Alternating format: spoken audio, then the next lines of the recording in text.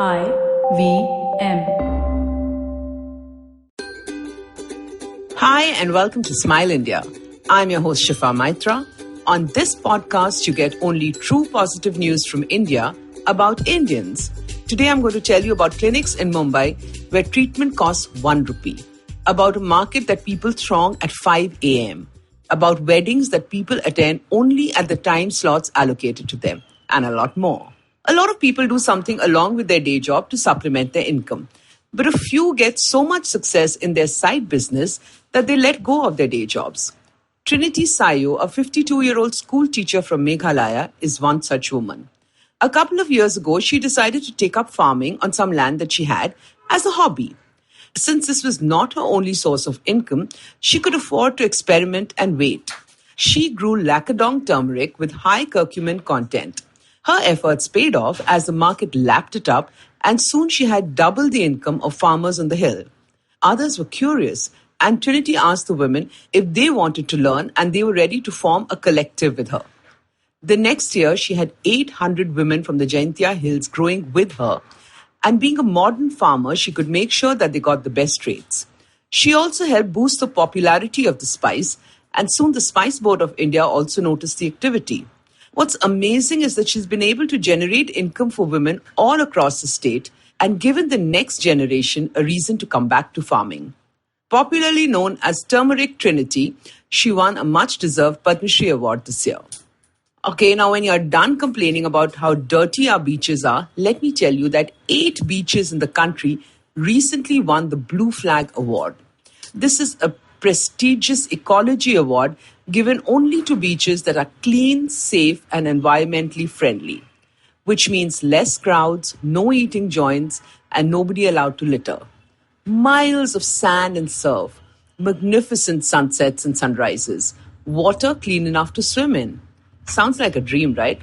There are 33 stringent rules that need to be met, and for 8 beaches to meet them in 1 year is not easy.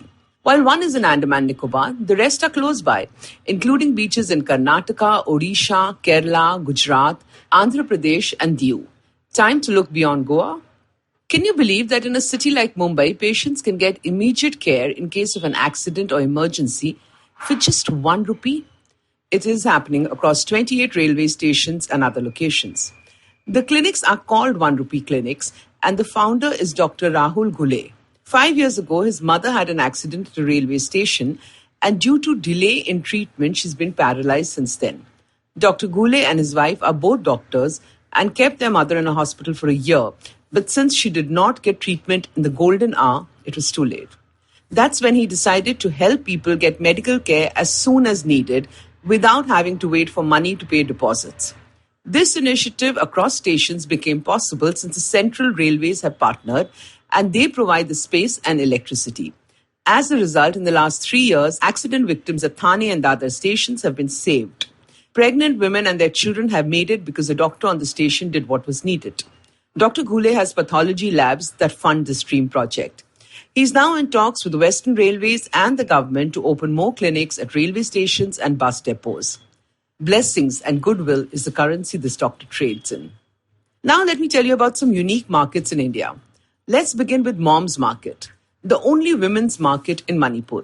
No men are allowed stalls here, and over 6,000 women can be seen selling handicrafts, fruits, textiles, and utensils. This mother's market in Imphal has existed from the 16th century.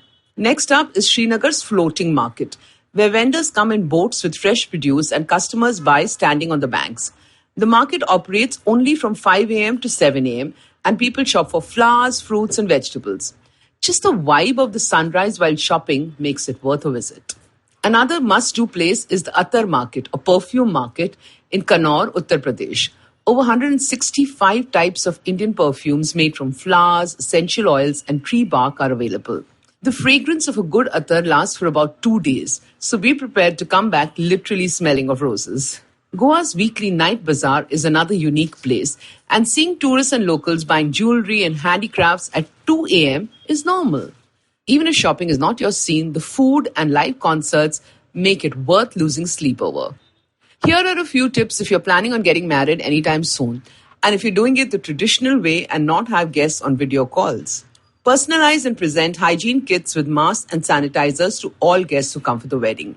It's perfectly fine to ask people to carry a COVID-free certificate when they show up. Call people at different time slots to avoid crowding. Have the wedding at a well-ventilated location, preferably outdoors.